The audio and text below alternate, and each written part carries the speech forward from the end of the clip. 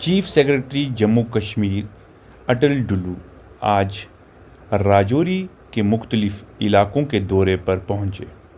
आपको बता दें कि हालिया दिनों भारत पाक टेंशन को लेकर LOC के साथ लगने वाले इलाकों में पाकिस्तान द्वारा शेलिंग में मुतासर हुए लोगों के साथ ख़ास तौर पर चीफ सेक्रेटरी ने मुलाकात की और उन लोगों से ज़ाती तौर पर मिले और उनका हाल चाल जानने की कोशिश भी की।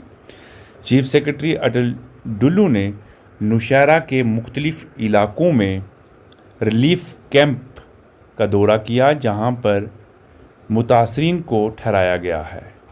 साथ ही साथ चीफ सेक्रेटरी अटल डुल्लू ने GMC हॉस्पिटल राजौरी का भी तफसीली दौरा किया जहां पर ज़ख्मियों का इलाज किया जा रहा है और साथ ही साथ GMC हॉस्पिटल राजौरी के प्रिंसिपल, मेडिकल सुपरिटेंडेंट व दीगर डॉक्टरों के साथ भी तफसीली बातचीत की। अटल डुल्लू ने ज़िला इंतज़ामिया के ऑफिसरान के साथ भी तबादला ख्याल किया और उन्हें भी सख्त तरीन हदायत जारी की ताकि मुतासरीन को जल्द अज जल्द फिर से उनके घरों में बसाया जा सके। चीफ सेक्रेटरी ने बताया कि फ़ौज के साथ बातचीत करने के बाद ही इन लोगों को इनके घरों में वापस भेजा जाएगा, क्योंकि शेलिंग की वजह से हालात काफ़ी ख़राब रहे और हो सकता है कि किसी इलाके में या किसी गांव में कोई शेल या कोई बम जो है वो ज़िंदा पड़ा हो, जिसकी वजह से कल को दोबारा से कोई बड़ा नुकसान हो सकता है।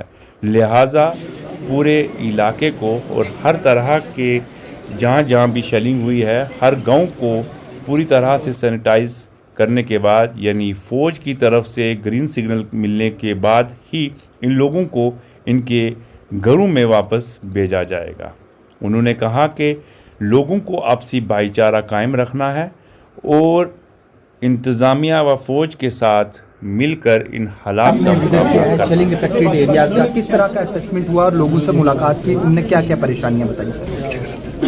आज मेरा जो दौरा था ये बॉर्डर एरियाज़ में जहाँ शेलिंग हुई है उधर का जायज़ा लेने के लिए।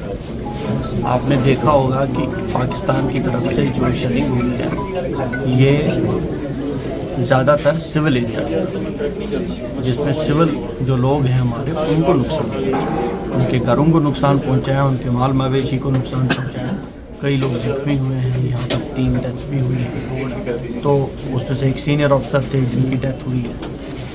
तो ये बड़ी अनफॉर्चुनेट चीज़ है कि सिविलियन टारगेट्स को, सिविलियन लोगों को टारगेट करना। तो अभी हमारी कोशिश एडमिनिस्ट्रेशन की ये है कि जो भी डैमेजेस हुए हैं उनका जो मुआवजा, कंपनसेशन, एक्सग्रेशिया रिलीफ जो कुछ भी बनता है वो फटाफट अफेक्टेड लोगों को दे दें। और दूसरा जो हमारे इंजरीज़ हैं इनको पूरी से पूरी बेहतर से बेहतर जो हेल्थ सर्विसेज है वो प्रोवाइड करें। सर, जिस तरह से आप GMC राजौरी में भी आए, हेल्थ सर्विस सबसे एसेंशियल कंपोनेंट है सिचुएशन में। यहाँ के कुछ सर बर्निंग इश्यूज़ हैं, MRI की फैसिलिटी को लेकर, एक हॉस्पिटल के न्यू ब्लॉक को लेकर। सर, क्या इसे वार फुटिंग पे ठीक किया जाए? पहला जो इशू है हॉस्पिटल का न्यू ब्लॉक, उसको जल्दी से जल्दी हल करेंगे। ठीक सर। उसके साथ साथ कुछ क्वार्टर्स के, ताकि डॉक्टर्स नज़दीक में बैठ सकें, उस मसले को भी हल करना है। यहाँ का तीसरा बड़ा मसला है कि यहाँ पर पावर की जो सप्लाई है उसमें कुछ इश्यूज रहते हैं क्योंकि ग्रिड नहीं है, तो उसको भी हल करना है। सर, एक MRI और न्यूरो सर्जन का बहुत बड़ा रेफरल हो रहा है।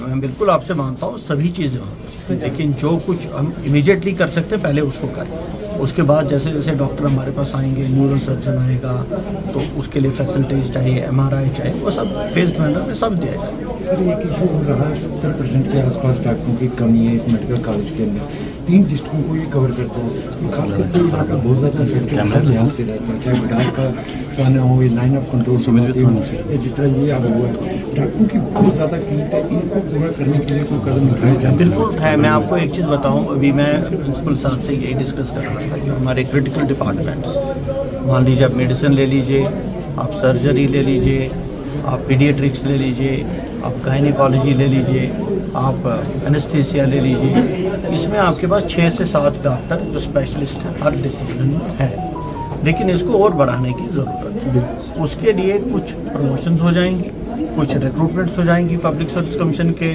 ज़रिए, और कुछ इसमें से जो हम एकेडमिक अरेंजमेंट पर रिक्रूट करते हैं वो भी हो जाएगा। तो हमारी पूरी कोशिश होगी कि जो ये शॉर्टेज वगैरह है डॉक्टर्स की कहीं कहीं वो पूरी हो जाए। लेकिन मैं आपको फिर बताऊं, अभी डॉक्टर्स की ऐसी शॉर्टेज नहीं है कि सर्विस पेशेंट्स को नहीं दे सके, लेकिन नेशनल मेडिकल कमीशन के नॉर्म्स के हिसाब से जो बच्चों को पढ़ाने के लिए डॉक्टर्स की संख्या चाहिए उसमें कुछ कमी है और उसको पूरी करने की पूरी कोशिश। सर एक आखिरी सवाल सर, इस तरह से काफ़ी लोग डिस्प्लेस हुए मजबूरन शेलिंग की वजह से, उनका रिटर्न एक बहुत बड़ा चैलेंज है, उन्हें सेफली जो है घरों तक पहुंचाना, उनका कॉन्फिडेंस रिस्टोर करना, किस तरह के इनिशिएटिव इनको बिल्कुल पूरा हम ट्रांसपोर्ट दे के अपने अपने घरों में पहुंचाएंगे, लेकिन पहले वहाँ के जो आर्मी अथॉरिटीज़, सिक्योरिटी फोर्सेस हैं उनसे बात करके और ये पहले पूरी तरह से वेरीफाई करके कि वहाँ पर कुछ अनएक्सप्लोडेड शेल्स तो नहीं, जिसकी वजह से लोग जाएं तो इनकी सुरक्षा पर कोई बुरा असर पड़ सकता है, ऐसा इसकी इनकी सुरक्षा का पूरा ध्यान रखें। सर टाउन में भी पाक शेलिंग हुई है, लेकिन सर ये प्रपोजल कब रखा जाएगा कि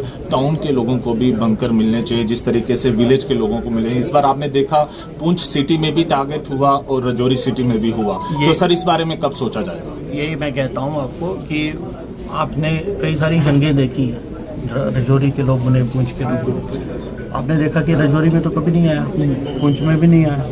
तो अब हमको सोचना पड़ेगा इन चीज़ों के बारे में। अगर कुछ हमको बंकर्स या कुछ सेफ हाउसेस या कुछ इस तरीके की व्यवस्था करनी होगी तो वो ज़रूर की जाएगी। Thank you.